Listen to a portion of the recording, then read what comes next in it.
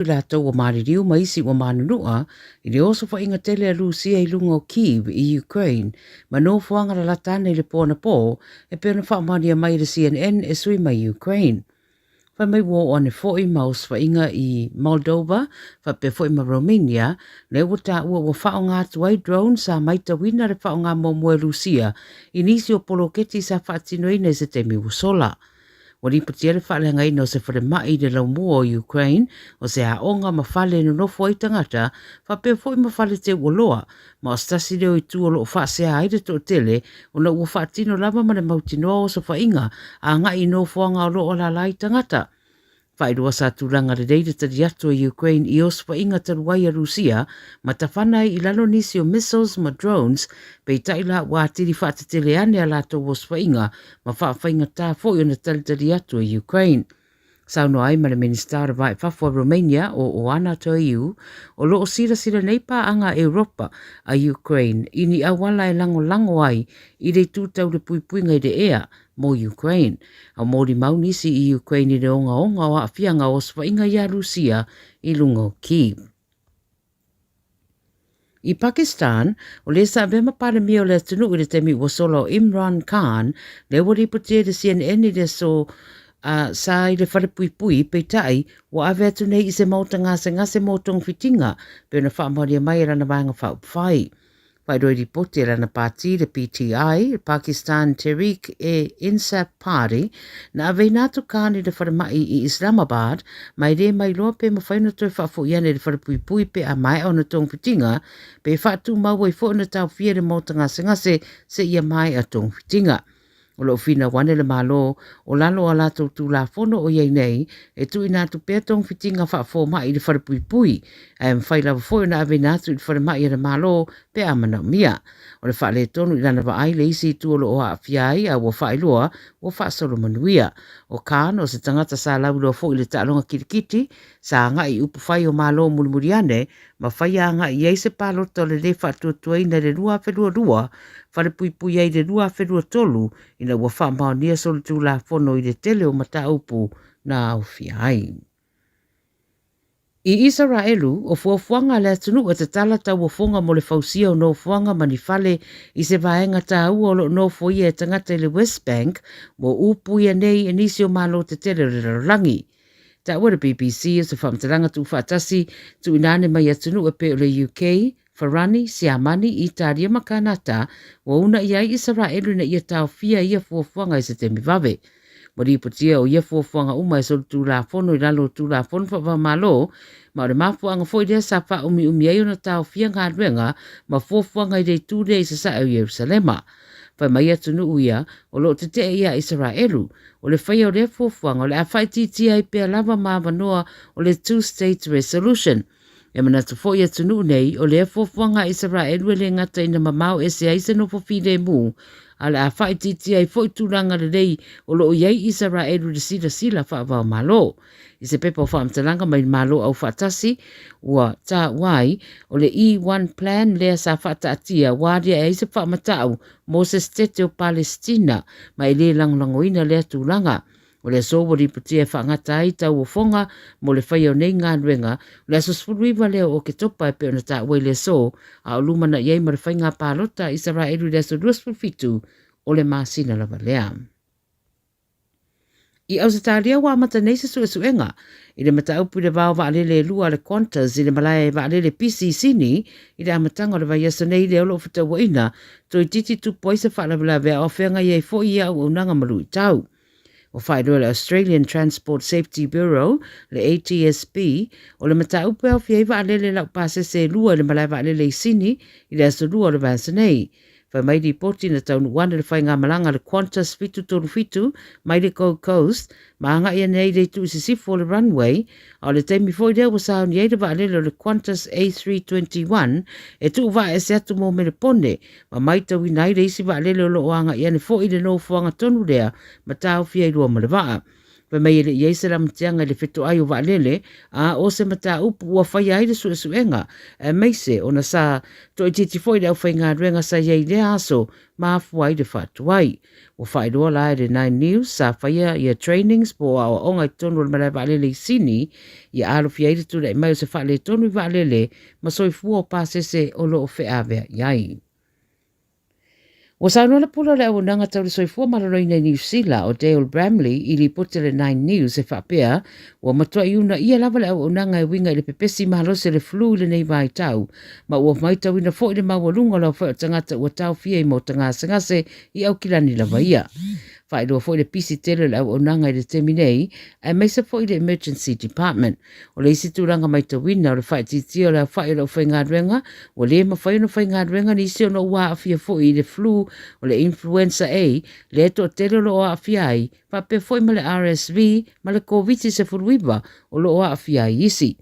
Ta ue Bramley, e tele lu i tau e meise ono o le whatuai o lo iai, i le toe fausi e ina awards wha o popo i wharamai, e pe ona fola e le malo e fsosonia i le tūranga o lo tūra i mai le teminei, e fūringa mai la o wharamai e pe o mero moa, weringi tone mo waikato, wato ama whai ona tatala la to awards wha o popo ia, i le tausanga fau.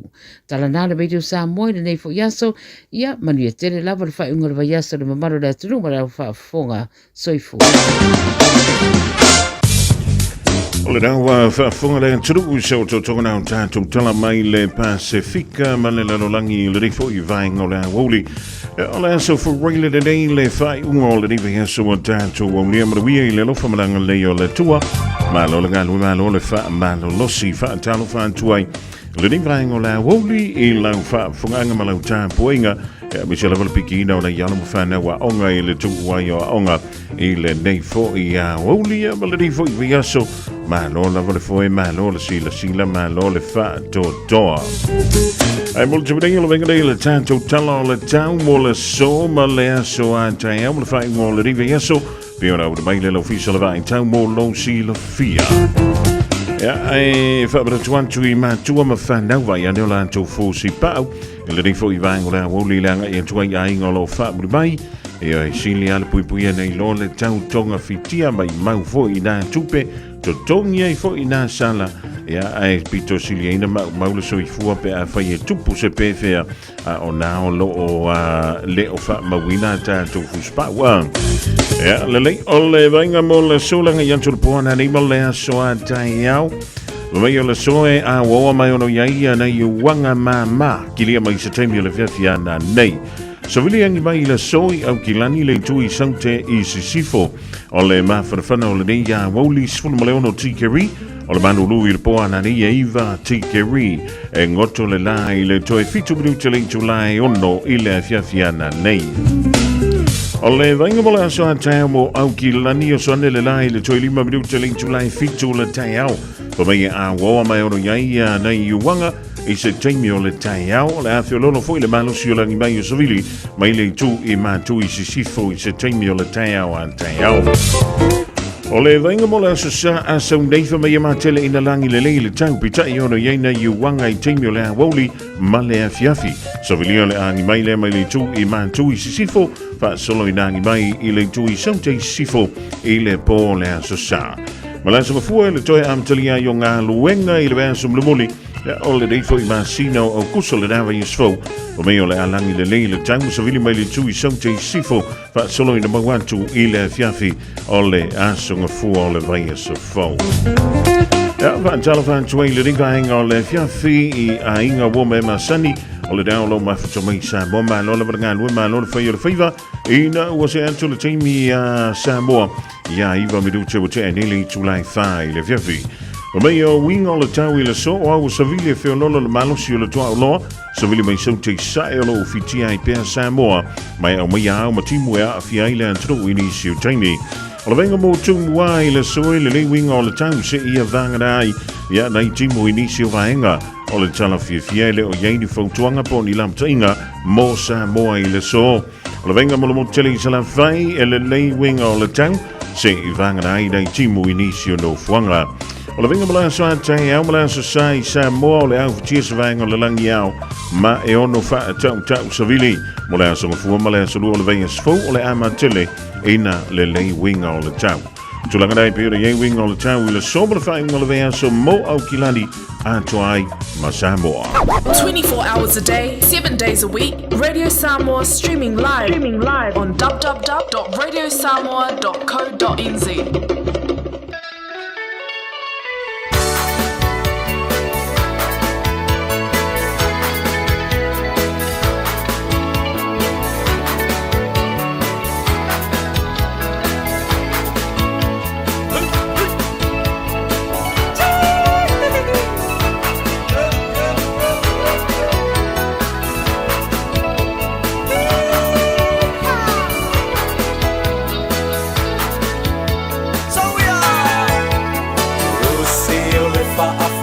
Se I whai o la utala E winga I le nuu Ma le nei o langa E o mea uma o le o langa I le pala pala Sa ili mua mua Le malo le atua Awe sauia Se ie tofo ina E se le manaia O le taa se le tala inga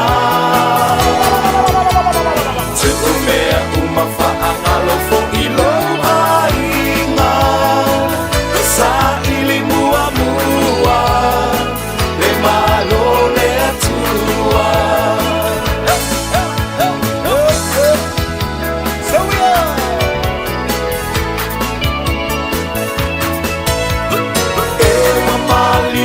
Toa talo fa Samoa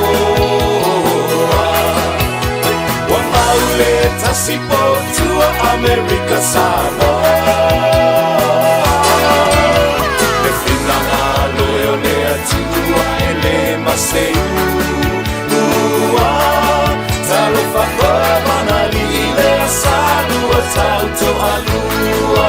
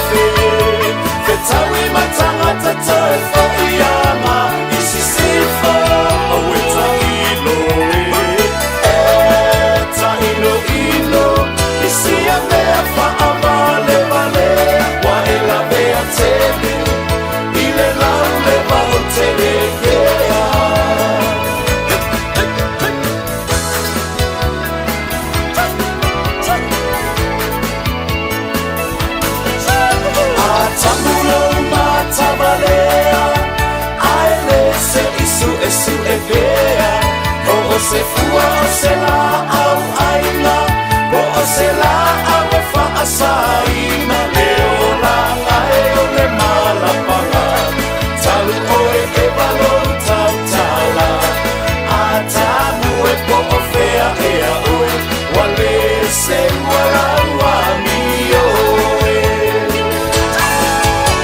O le whawhine lea o ewa ua malai ai o le lala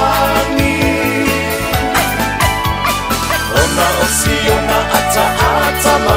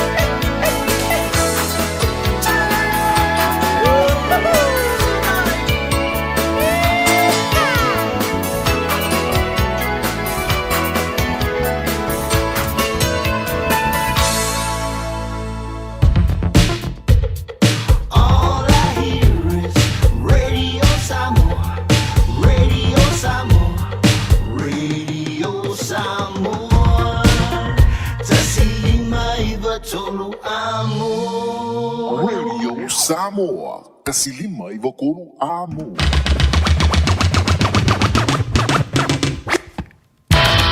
Ja, even voor je gaan twee vaatjalen van toen ik van Angola Aouli la mai mo mala fa funga Samoa ba lo la gaan we ma lo le fa yo le fiva o tanto Aouli manu mai la so for Riley fa yo hele telo gaan we nga chuchu ma fiva lo filima sa fe nga ye mo lo tanto tu lo fe nga ye pe ya mai fa ma ina se tinge le o joy ma le telefoon yo tanto gaan we nga chuchu ya ma fiva lo filima ole de va ya solo no tolo ole ma sinalere yo kusoi pe o tanto Lia via le lo fo le tua o te mailo to soi fu ma ba to la tanto to toi free life for ile ding vai ngole Aouli ile tu wa yo a onga e ma le anga yantu ia inga lo fa buli mai ia na ya lo foi ma fa na we pe o fianga ye ma onga ole ding ya so for Riley ia sa sulu pe lo mai la o le fa ma lu mai fo ile ding vai ngole Aouli ia e mo ia la ile ma lu tel ai tatawa on the failo o fu ma fa na fana ele a ngana e felo ai foi le so of ma van fan a fai le kele New Zealand birthday yanga awale ki fa ka iranga mi ki ma ya leo ba mai le tlanga ya ti le ya so ya on isi vo tulanga le ma alfia e mo le tulanga fa tangi le sungula wa ya to vi meni ya mi se ya le to ya so dai mo le o na le fionga ya ngal banda tasha va lua pe o to ba futai le tai awana le la ja, le voor tanto vinga jele die wang la Aouli voor ja mai uit foi. Ja, nisi voor fanga le tanto ofisa.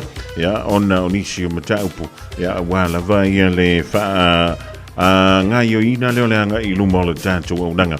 Le niet voor ja Aouli ole aso voor Riley. Ja, ele umisting mi tanto te maftai telefoon da udanto le tala mai le Pacifica le na fa fonga yeng ele tu lai tolu ile Aouli. Den yo na suya le voor. Wat as jy voor ile sunga ya le ya tau sover. Male polka la middag ga ga ifo fiva se yo le tu lai ono ile fia na nei awore emisia. Ja, polka la masanio o male tu lai fono a wai mai ele sunga le ni tini le tofa. Ja, tu morva sikia shuwa wale fa la tulina male fa mal maina. Ja, o nisi vo vai ngolo tu lai fono ya ona e silfia ma tanto ilo. Michela valanga tu ile fai unga. Ole nei fo iva yaso. Ja, van tu je wonen pa ia le tua o lo to swina le pove lo la so se fanta fa to lava ya utula ta foi na itula ya ona toi la waina le la na upu fola i fa ngole dive yaso jalo siolo maua pele malo si mai le tua a wala valo na fi na ngalo ele nga toi leo pa anga sani le tanto wala leo ta mama ti da man tua tu mele muli panga to no monta malawa e va before no fanga lo to si ai lo o to soi fu ma lo ina o mai o lo ele ya Aouli o mai o mai o to ja o fele na mo o yele ilinga o le la au ja o kai pa ur ponga kila au ja le ja fai mali a fa yo le tonu tona ino ia fala ia ngai le ke le ya se kai mi wo ke ai le ko nga fa ko furvan mala fa mi lu te ai le tonu on fa funga in ele lus fulu ke ai ko por a fofo ko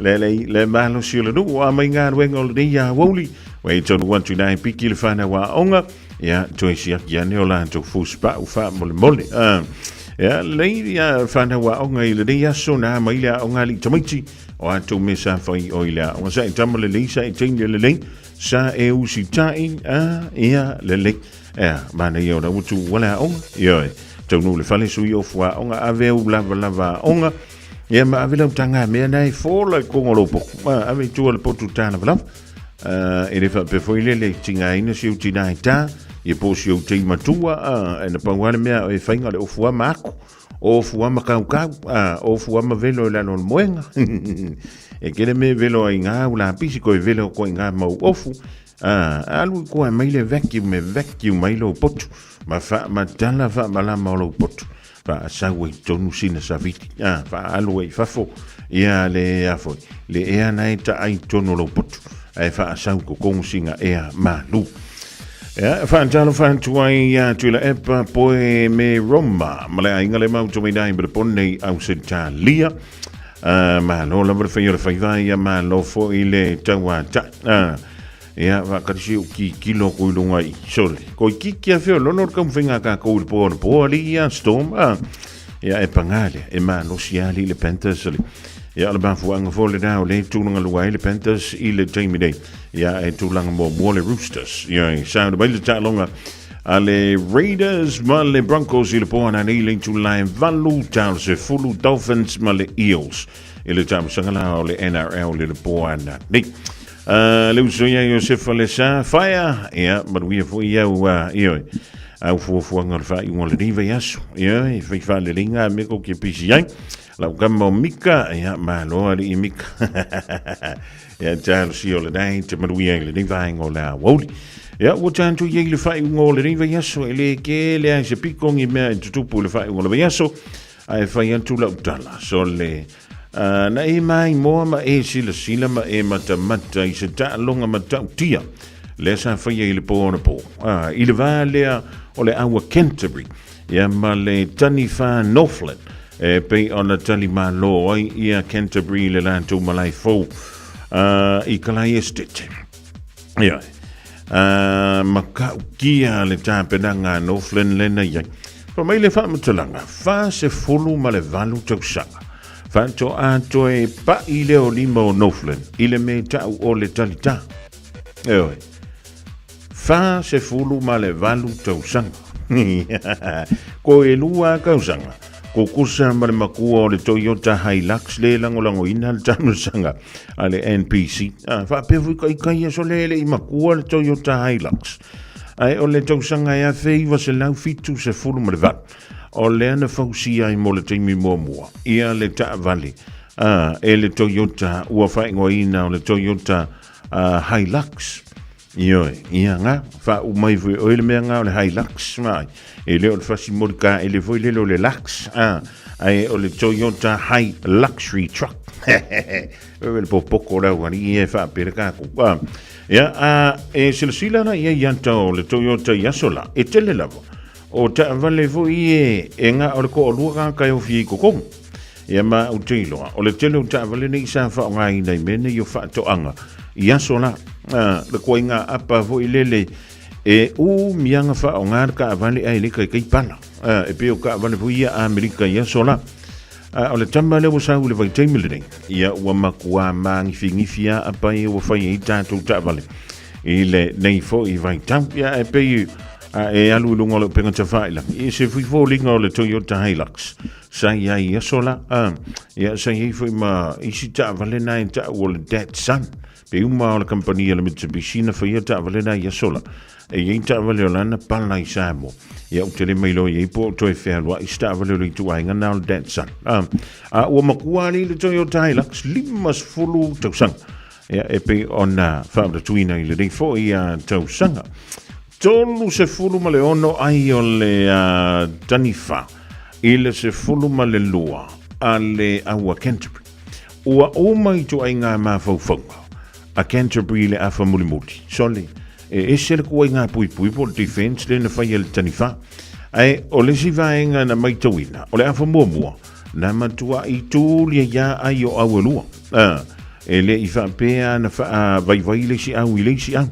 peita iane whaisi poto le ta aloa le afa a Northland i le afa mulimuli o le ta alonga na o na fiula vai ku i luma le fo weki le mingoinga i luma le lantau polo na au mai ai tua i le afa a le vaiva nga unku wakua le fesi kiki fa ku sa urunga o le taile ala le taimi kiki i lunga voi le fa tu sa o Northland le polo e tuli ona naka ona i le o le polo ia koe mau voi la ia le o le si advantage fai le skaramu mi milo le Northland le skaramu ia koe mau voi le o le isi ala kusana o le tulanga ma ta ina nai pe o le iai e ala ta longa le le po o le captain i o le sui fo i o le Crusaders le i o reverse Ray Hanna pe on ta lo i o le tulanga le first 5-8 mo le auna Northland matua i fa fi ina i lato ava ai le kumo le malava le ngai Northland i le anga e tua i o le lato au tapua ia wa anta wali ka le fase fulu ma le valu tausanga ko e lua kausanga ko le afa centuriali o vala Northland ia mal talitale o le Renfrew Shield e pe ona umia o se kai mi po fo i la lengi wa umia i Canterbury le talita Wa ia le va ku ngai am se ia Canterbury le judge. O le wo se ia to Northland in le time day. Ia se whakarakali la Northland. Whaile la ko fia, whaile la ko wafo. Paki, ia ona whaatali tali eile. Ile pui puina, awai ele tala vo ile le au poto e whapea. E whaingo fia atu, lo manu malo. Ai pito i sili atu ona whaingata. Lo tau mawhai e pui pui. Ia le avea ai oe masiampini.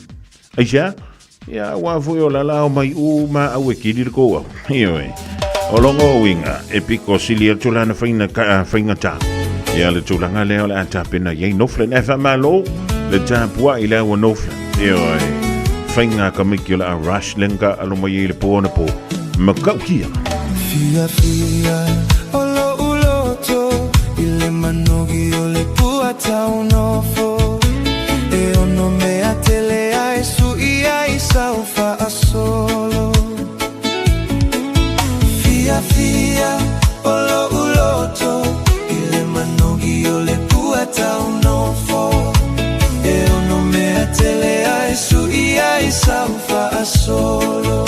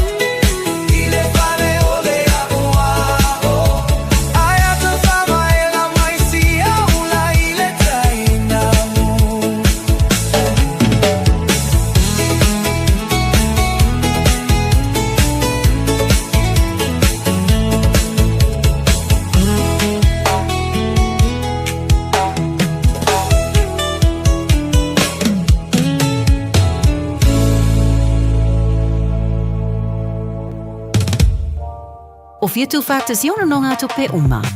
Ai asa tu pese fai paiponga. Bili laiti po oso fale motu. O le Trust Finance Mortgages ele ese tu tonya lato brokers. Mana au noa le onua o, whalua lua, o lua tasi. Betanga iane ile trustfinanceMortgages.com. E ia inga whapitoa. Trust Finance and Mortgages, finance solutions you can trust. Manu maloi se pepatala o loa mo au whataunga i le Pack and Save Ball Any World. Pe o tu fua foi lau tavale le pango le BP. O whamurianga nei mai le DC Sao. Pe a e maloi ala tu sei i aso whareile te tasi. Lafo sau topa tolus fultala pesili atu. E maua ilo wabroa i le sei. Whapena foi pe a lafo sau se le ni e tolus e lau tala New Zealand pesili atu foi i Samoa. I le MyCash a le DC Sao. E whaunga i le ClickX. E lima whailonga tai se lau tala shopping vouchers. Ma le lima petrol vouchers ta i se lautala o le aseina i aso fo reile te tasi e ia inga o le rei whaabitoa se ki a DigiCell. Le Shine Dental, susu mai i le latou whalefou. Wa te le ma matango fie, il whaia fōle siaki au o loa, whaapele ni whawhampi e tasi. Moe wa le stala mai o fau mai i le Shine Dental i le nao le lima se lau i vaiva tāla. Whaia fua quotes mo le wins ma le ACC, patasi ai ma le whaifua o tong fitinga, mo e sfulu waluto sanganga i lalo. Le Shine Dental, hawhia mai loa i le 575 Great South Road Manukahu. Telefoni 255 255 Shine Dental, your smile, our passion. E ia inga whapito. O fia afistau tama i whaamomoli Samoa ai omitele wa asami. O le AR Customs and Freight, o le au nanga i la foina whaamomoli le wa alele. Air Freight. Vili mai alvin i le AR Customs and Freight, i le olua tasi valulua lima tasi fituiva. Olua tasi valulua lima tasi fituiva. Mo nisi whaamtalanga mai inga. Radio Samoa, tasi lima iwa tolu. Amo. Radio Samoa. Tasi lima iwa tolu. Amo. Ole wa joy lo sulu valu mi utana tale ole July fa to e udan tu tanto tala mai le fo e malfal tu ya vi amala to po mari e mo le Pasifika malela lo langi mo le fo ya so fo really e ori su fa na wa onga ba man tu wa ole da wa nga yan tu le rivai ngolo an wuli ai ngolo fa bai malo la vol si le malo le fa to ali ya to wa ave tavale le fo i vai ngolo a wo o te nei loa pe fia si au whanau le mele ta o le mince meat. O le an ko inga me aile masinga ko whaia. Ia, e ave le pasta. Ia, o a maisi mea i e whaia il mena o le mince. E ke le ama kuka i se mwhinga whaia il mena o le mince. E mwhinga whaia i whaaperi. Fo i lele an tu u tono lau burger. Ia, mai ke le mangoa i ko inga whainga e mawhaia na whaia. Ai fa mai le va matalanga i le koki le wai ele ka ko mince le nei vai tap. Luas furu fa tala fa sul sen. Le makau ki o le alu i longo ka o le kilo o le mele ka o le mince. Tele. E ari. Luas furu fa tala fa sul sen ja o le kilo. E o nisina mince ngo kango kuna i le sia ki ku longo lo penga chafa ila. Sole. E maka o ki ani i le sa o le avo, o le kawo ka ko mince. E le nei fo i vai tawari so le mele ia. Ia lele, ma. A lima se lau kalama le kawo la uafo. Lima se lau kalama le mamafa po le tele o la ua mince. E lunga o le vaenga le o ta o le meat box. Pai foi la i le kawo. Se fulu ono ta la iwa sfulu iwa se. Ia, kankoanga ia koe ngā le New World. Ai foi la ye. Ole fa me kan la vai. Ole la ko kilo la o ye ke mi. Ya, antono le tau fiolo lo mai. Sfolo valu kala. Fa sul mala iva sen. Ile tau le kilo na o le min. E ngai le New World. Awe ka veve. Ka ko ngai le Woolworth. E ale sa ave ma countdown. Ai foi la ye ka o kilo ka mai. Pama. Ia, ka ko le I marurewa. Tasi le kilo kalamba. Ioi, se fulu fiku kala, fitu sfulu malelua sen. Ia, le wakulo ilunga. Ile kasi kesi malevalu kg. Ia, wa entalanoa lo ia tolu sfulu maletasi tala. Iva se fulu sen. So le ka fe, e ari whaingo mea kako. Ia, o lau fesili. O lau sili nei wheme. O le hale me ua sanga alwa i lunga. Are kau o ngā mea ari Fofogamua. Ewe. O le vengo fie o kani o lau sili. E mafua mai. Ona. O lea whamai. Whamerikana ala wha maunga rei. Ua tolu sfulu paset. Ua si i tia i nei le tau o le mings. Mai le lua ma le afa tausanga talawai. Lua fe lua ongo, lua fe lua fia. Lua fa. Ioi. Mai le lua fe lua fa. O mai lua fe lua ongo. Ai si kia lunga le lua. Tolu sfulu paset. Ia mai fa mai le fa mtalanga. O le a si i pe i lunga. E o antu i le tausanga fau. E le eise fa avai vai. O le mafua anga ona o loo mo o mia mai a turu i fafo. Ia le tātou mints. Misele kako white meat. Misele turu o Amerika. Lea la tau te fia. I le kele o mitia au ina atu mai tutonu o ni usila nei. Ia. Ai kaunga ka i lo makako oloa. Ia e pe ore iai tātou tono ni usila. So le ka fiola. Ona la le si me o ngosu i ele mele. O le me la su i ele mele o le mints. Keifa. Ele ia se pa. Le ia se pa ngol mol pisu. Ai velo kongor kalefi. Io. Velo al pisu po kongor kalefi. Ia le causa mir mints foile. Ia velo kolo ia mangai sai min. Ngai pepa sai min ia ngale. Ia ai ma fau lo ile mints. Io. Nga e soi fua mai o e causa mi mintsarime. Vai, ele ia se pa. Orka ko ele. Ali si o sipio. Orka ma foi le polo ele ngia e fala. Ai fa ka le vela. Ma fau ale minsa. E tu pupea ia suma.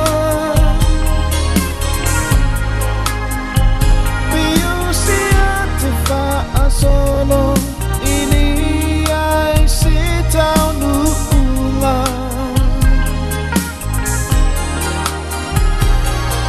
Samoa imana tua oi itai ni uma.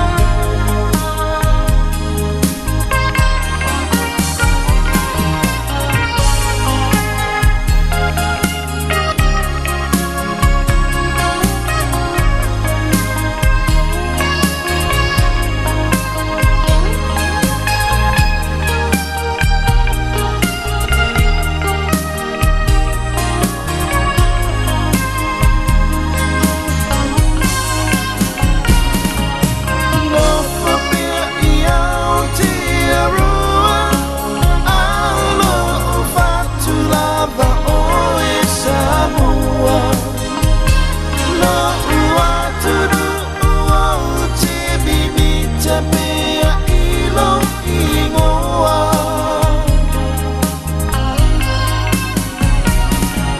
walongolongoa o tala tau taua oi I whaagatapa o si mano I sasala e tu mau I no uaganga o si mano I sasala e tu mau I no uaganga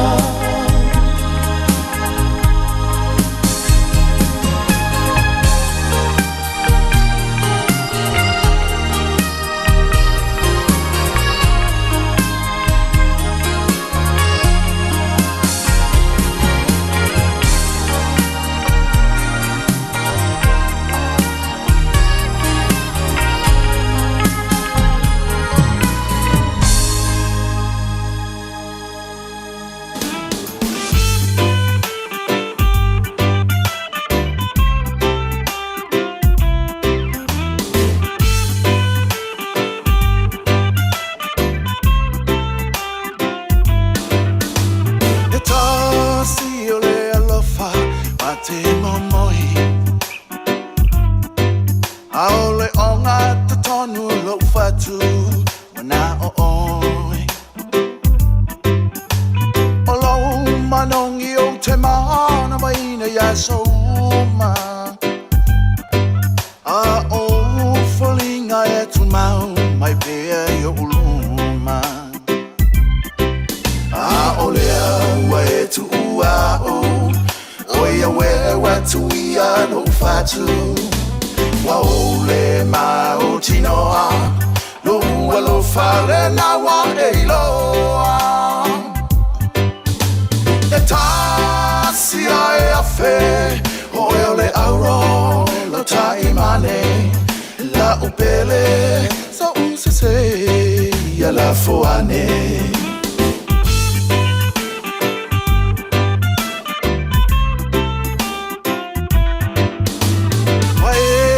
Aluma veloma fau Langona e o tino anei a whaavavau Wa sau tualasi o uma fau fauna La upele anei ano o la kolonga A olea ua e tu ua o Oia wewa tu ia no fatu Wa ole ma o tinoa No ua lo fale na wa e iloa E tasi ai a fe Oia ole auro lo taimane La upele sa usese ia la foane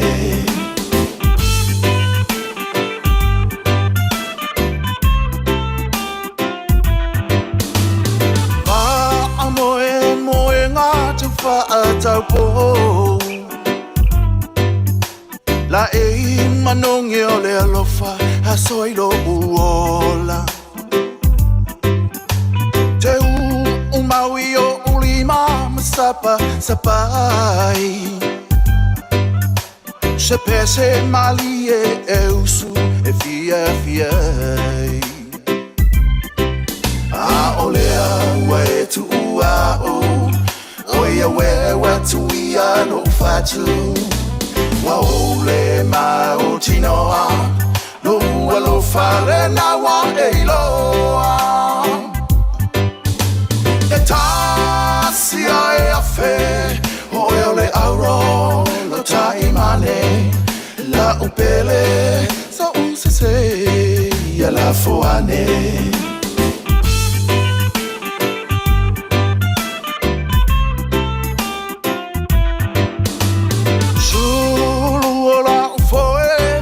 Faina oe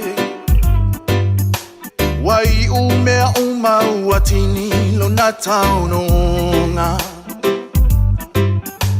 O ani alofa o te toe ilo uloto ua le toe au ngā upulele atua poto awa olea ua e tu ua o oia we watu ia lo fatu wa ole ma o tinoa lo ua lo fale na wa e loa e tasi ai a fe oia le auro lo taimane la upele so usese ya la foane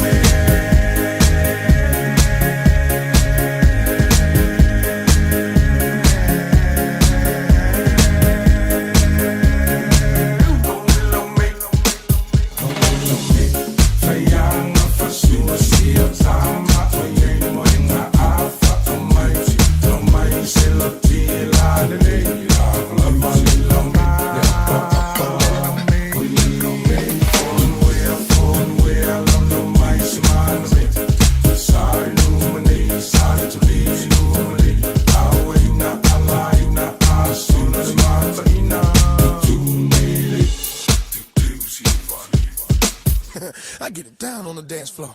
Watch this. Say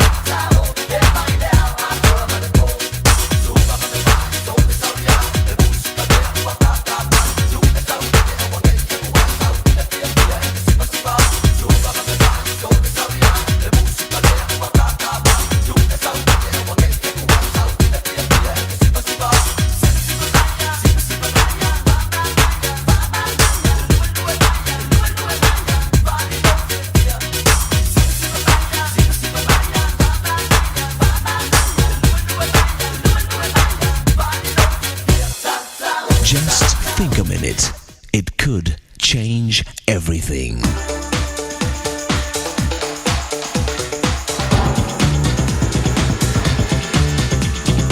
Think a minute. The statesman and financier Cecil Rhodes, who started his world-famous Rhodes Scholarships, was also known for being a fine dresser. One time, Rhodes invited a young man to his home for dinner. The guests traveled far by train, so he arrived only in time to go directly to Rhodes' home in his wrinkled, travel-stained clothes. When he got there, he was embarrassed to see all the other guests wearing their finest evening clothes. But the host, Rhodes, was nowhere to be seen. A few moments later, Rhodes returned wearing a shabby old blue suit. The young man later learned that his host, the distinguished Mr. Rhodes, had been dressed in fine, formal evening clothes. But when he heard of his guest's embarrassment, he slipped away to change into an old suit. Grace is doing whatever it takes to make a person feel accepted. A passenger on a train was in the dining car looking over the lunch menu. The list included both a chicken sandwich and a chicken salad sandwich. He decided to get the chicken salad sandwich, but wrote chicken sandwich on the order slip. When the waiter brought the chicken sandwich, the customer became angry. Instead of showing the customer his order slip and that he was the one who made the mistake, the waiter kindly returned the chicken sandwich and brought the customer a chicken salad sandwich. Later, the customer picked up his order slip and saw that he had been wrong, not the waiter. So he apologized and offered to pay for both sandwiches. But the waiter said, "It's no problem, sir. I'm glad you ended up with the sandwich you wanted." Even though the waiter knew he was right and the customer was wrong, he was gracious and mature enough to take the blame first, allowing the customer to see his own mistake, and in the future to be more humble and not quick to blame others. That's the power of grace, to change our heart. The Bible says it's God's kindness that leads us to change. The Creator of the universe showed us His amazing grace and kindness by humiliating Himself and becoming a human being, to die and pay the penalty for all our sins and forgive us for our wrong living. Won't you ask Him to forgive you and change everything in your life for good? Just think a minute. All I hear is Radio Samoa, Radio Samoa, Radio Samoa. Tasilima ibatoro. Ole polokalame ole think a bit more itanto umole vang ole so we don't try family to toy on the tale ole July 5 out to tell Samoa mole tanto ma taka you the people ya ole mencho dia nine but we lo tanto to wa faithful ya o afia le balanga le mali mole on tifa before yanga singa latino nisio tanto tawainga pa ya tulona alpha ma fana pa ya tulona alpha malolo ina o ya toy fa fu sia le malo latino ai mo sei ia fa ma fana yo tanto lotto manganga ona ole malanga mali mole on Ola antanto toma vai le vai ngola so mangalo so leo lo tutti feitama tente yentu le tuolo to so fu ola dava is fontanto to filo e lungo pa mo lunga le e le to pena mai le sa ola sunga ya le anto so vema le polo kala nganga I fo faiva mai antala I vai fanua mai le Pacifica malangi le July fa awida to le polo kala me o ma le tula fondo ma le sunga le santini ya to mo va o siki a shu ile nei fo ye fiafi morgue tele la vasinga o totoe ya la ganto i leo finga mano longa o fai ngol ni ve yaso io e po fiamma fe tanga ia I tono ni sila mantro maba aluma avele tanto wala leo to sirimba I tolo wa mo I kilani tasiono tesima le tasi fa mo I sambe ma we la singa toya mi se finga mano longa o fai ngol ve yaso lo fantu a wedding alo fuala au fa so ifoia Tata ni suama oe Fai sina malo longai wa e fia moe Na e alu ai lea ma se oso E fa a fia